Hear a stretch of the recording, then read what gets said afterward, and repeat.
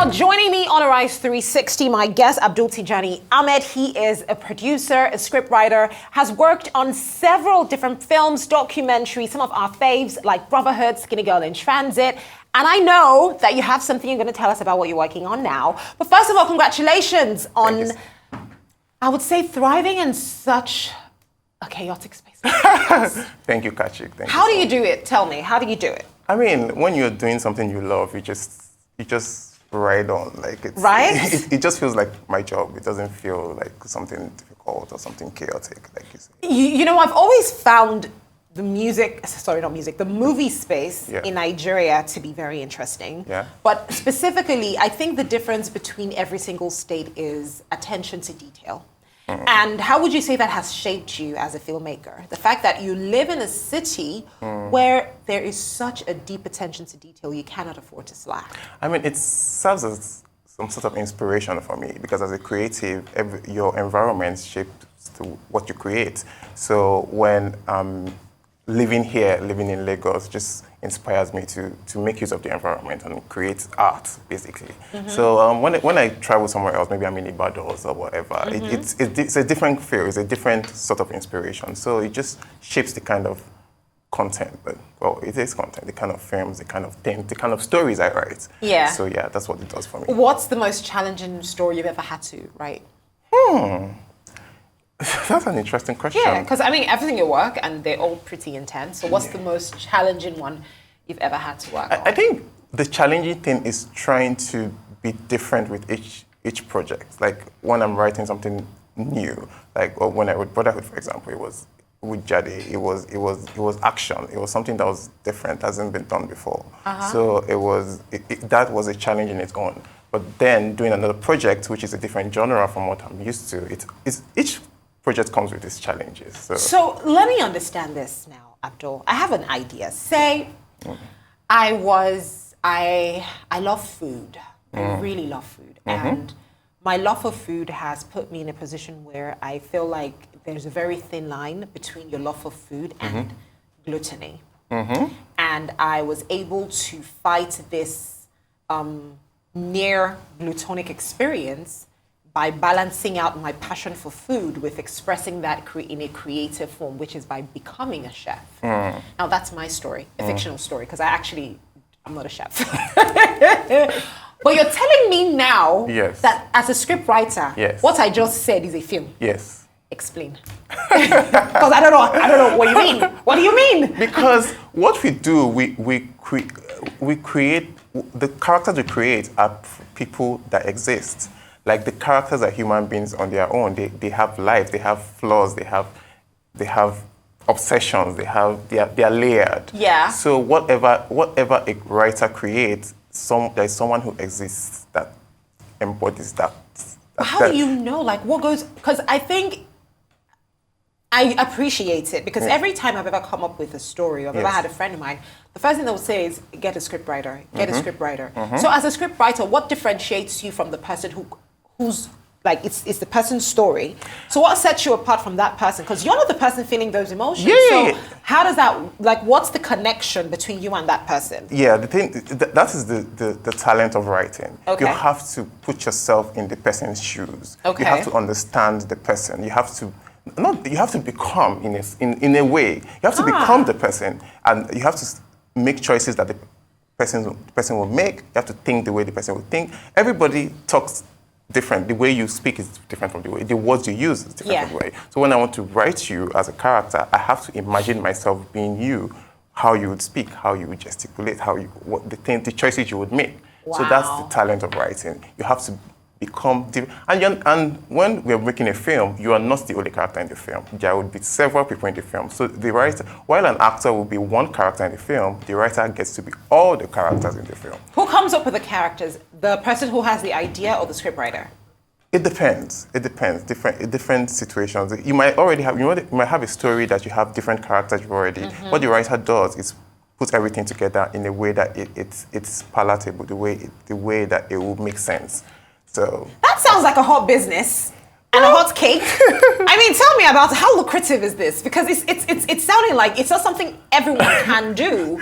It's easy to have an idea, but to write it doesn't sound that easy.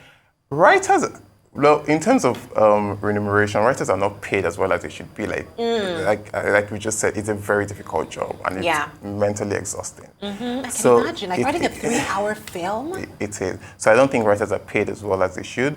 But there are writers who have built their careers to a point where they can demand whatever they want and they get paid for it. So a couple of people get paid well, but not as many writers as there should be. So, yeah. Now, in terms of recognition, I imagine the category for a scriptwriter would be screenplay? Yes. Okay, so... In Nollywood, let me use AMVC as an example. I think this last AMVC was the first year where they separated TV and film. Yeah. So there's a category for TV rights and there's a category for film. So, yeah. So, obviously, you were nominated. Congratulations on that. Because that shows, like I said, this is hot cake sitting in my seat right now. But Skinny Girl in Transit, though. Yes.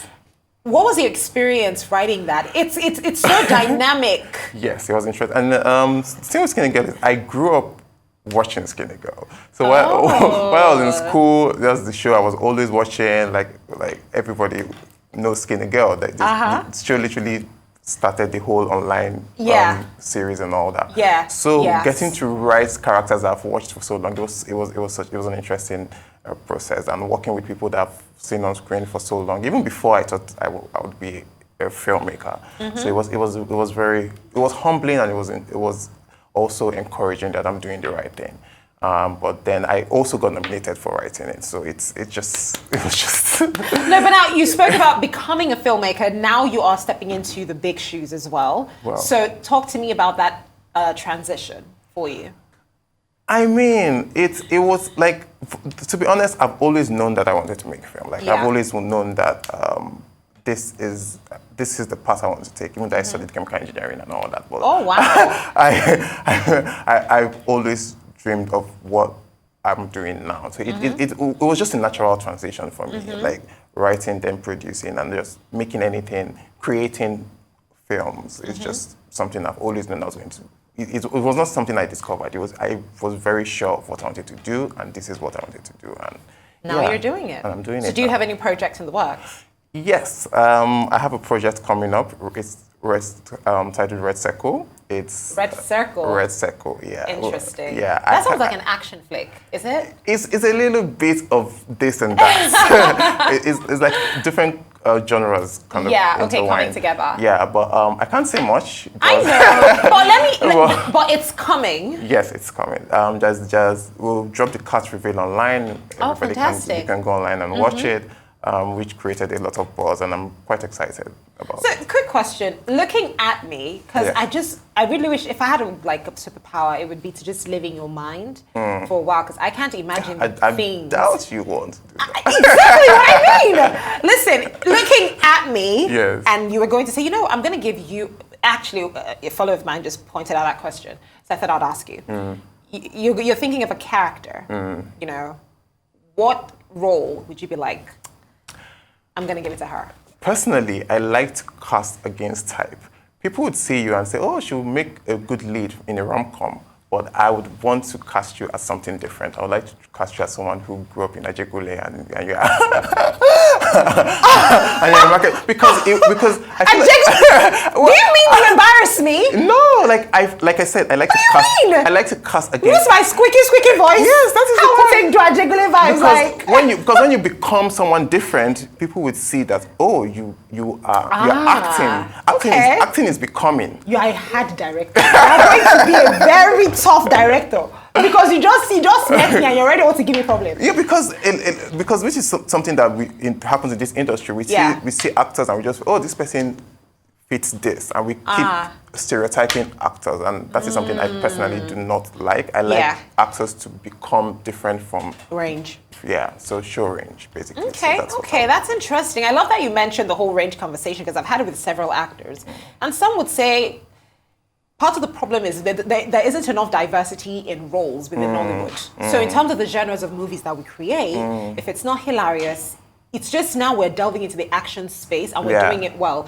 But honestly, even in the action space, there are certain actors that they have done action. At some point, it's like, Oga, this is the same problem. So, like, I feel, do you think, like, Nollywood also contributes to the actors, you know, lack of ability to do anything about it? The whole idea of typecasting.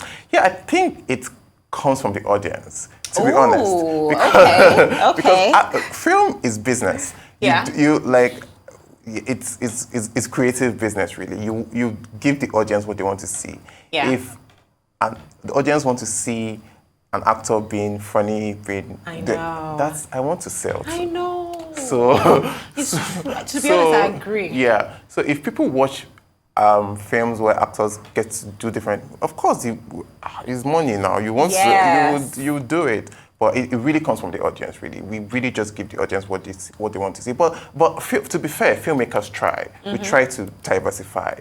Even though sometimes it doesn't really work out, sometimes you see the numbers and you just retract and go back to what you do. But filmmakers try. They do. So, yeah. And now you're in that community, so congratulations to you, Abdul. Thank you so much. Big congratulations to you. Thank you so much for joining me on this conversation. Thank you.